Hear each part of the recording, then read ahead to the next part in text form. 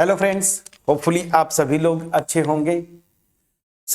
यहाँ पे हम जो कॉन्सेप्ट डिस्कस करने जा रहे हैं बहुत बहुत इम्पोर्टेंट कॉन्सेप्ट है और यहाँ से इस कॉन्सेप्ट से आप एक क्वेश्चन तो कम से कम एक्सपेक्ट कर ही सकते हैं, चाहे वो एमसीक्यू में हो चाहे वेरी शॉर्ट में आए।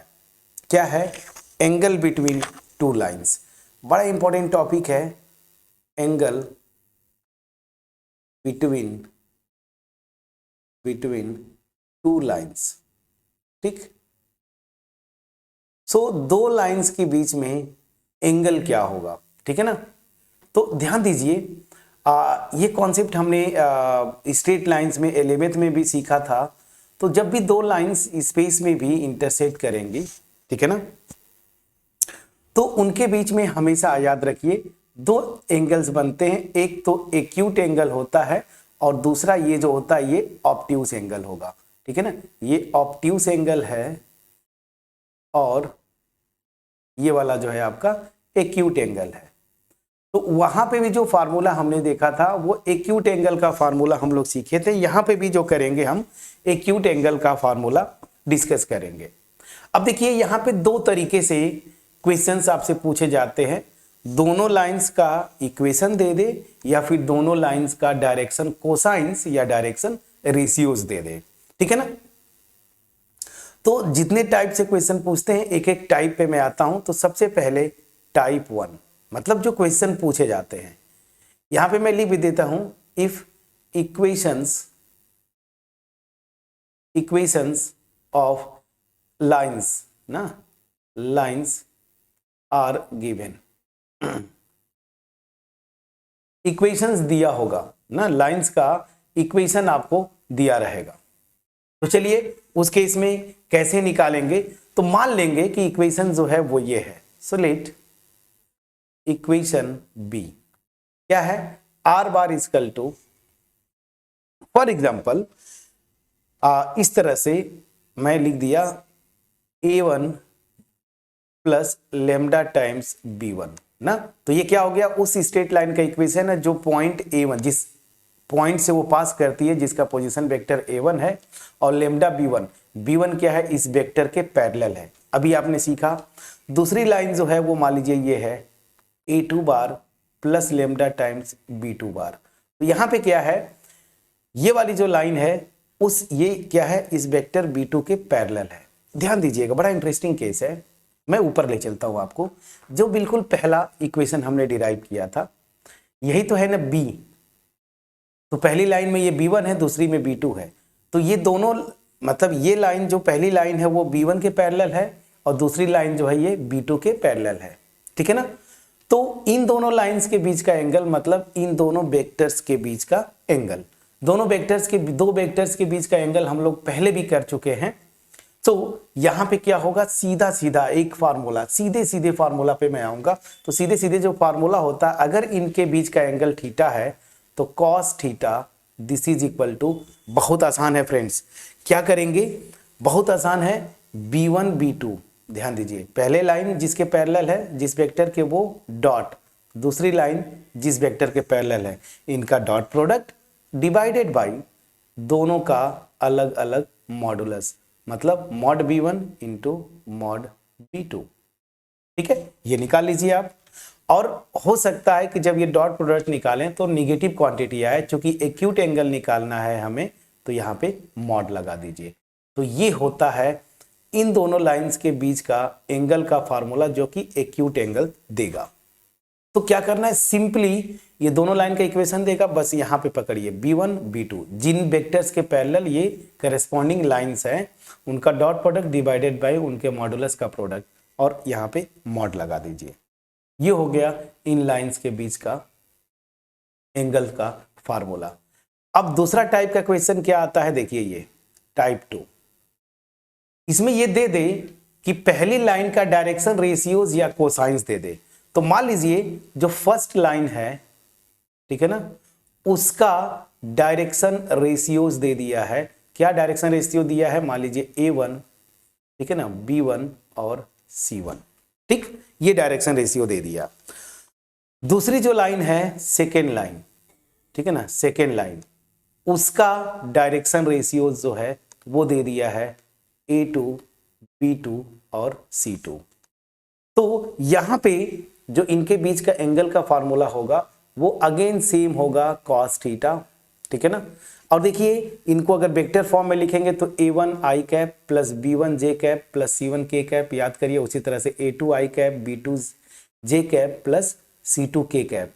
तो सेम फार्मूला ये जो लग रहा है ना, यही लगाएंगे। इनका डॉट प्रोडक्ट लेंगे तो क्या हो जाएगा, देखिए A1 A2 plus B1 B2 plus C1 C2 upon, जैसे यहाँ पे मॉड B1 तो इसका मॉड निकालते हैं अगर वेक्टर फॉर्म में कन्वर्ट करके तो क्या हो जाता है, स्क्वायर रूट में A1 square plus B1 square plus C1 square this, और अंडर रूट में A2 square plus B2 square plus C2 square. ठीक है, सीधा सीधा फॉर्मूला है और यहां पे आप क्या कर देंगे, मॉडुलस लगा देंगे। ठीक है, सो ये हो गया, ये इन दोनों लाइंस के बीच का एंगल का फार्मूला, एक्यूट एंगल का फार्मूला अगर डायरेक्शन रेशियोज दे दें। समझ आ गया।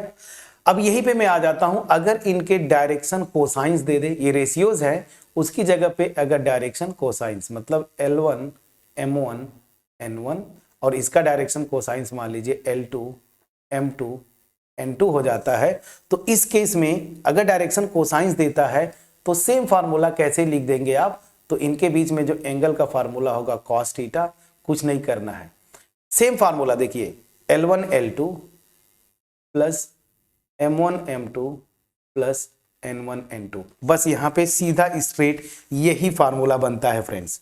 और अब ये सी बात है, यहां पे मॉड लगा देंगे। नीचे वाला क्वांटिटी चूंकि ये डायरेक्शन कोसाइंस है तो L1 square plus M1 square plus N1 square ये भी 1, और यहाँ पे भी ये भी क्या हो जाएगा, इनका स्क्वायर का सम 1। तो ऊपर वाला क्वांटिटी बचता है, वही मैंने लिखा।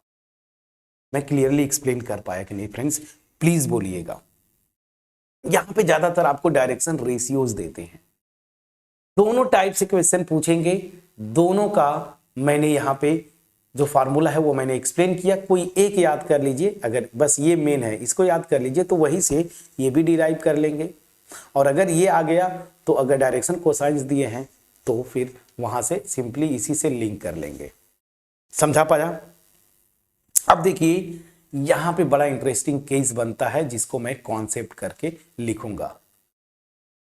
ठीक, यहां से भी क्वेश्चन बनते हैं, दो लाइंस ना, जनरली अगर उनका डायरेक्शन रेशियोज ये दिया हुआ है तो वो परपेंडिकुलर होंगी। सो क्या मैं लिख रहा हूं, पहला concept, if lines are perpendicular, lines are perpendicular, perpendicular. तो अगर लाइंस परपेंडिकुलर हो जाएंगे फ्रेंड्स तो उनके बीच का जो थीटा होगा वो 90 डिग्री, cos 90 की वैल्यू 0, तो इधर 0, नीचे वाला डिनोमिनेटर को इधर मल्टीप्लाई करेंगे वो गायब हो जाएगा, तो ये मतलब ये 0 हो जाएगा इधर जाके। तो क्या कंडीशन बनेगा, ऊपर वाला A1 A2 plus B1 B2 plus C1 C2 this is equal to 0। इसको रट लीजिए, रटना नहीं है, समझ के। अगर परपेंडिकुलर है मतलब उनके बीच का एंगल 90 डिग्री बनेगा, और अगर एंगल 90 डिग्री है तो cos 90 0, तो यहां से ये डिनोमिनेटर इधर क्रॉस मल्टीप्लाई करेंगे तो ये भी 0 हो गया, मतलब ऊपर वाला क्वांटिटी इक्वल टू 0। कितना आसान है। ठीक है। Second case, second case, if lines are parallel, if lines are parallel, ठीक है ना, पैरेलल होंगी, दैट मीन्स क्या हुआ, यहां पे थीटा मेरा 0 हो जाता है, और थीटा 0 होगा तो वो डेरिवेशन है, इसको साइन वाले एंगल में बदल के निकालते हैं। बट कंडीशन याद कर लीजिए, जब दो लाइंस पैरेलल होती हैं तो उनके डायरेक्शन रेशियोज प्रोपोर्शनल होते हैं ना, तो क्या हो जाएगा, प्रोपोर्शनल होते हैं मतलब क्या हुआ, A1 upon A2 equal to B1 upon B2 equal to C1 upon C2।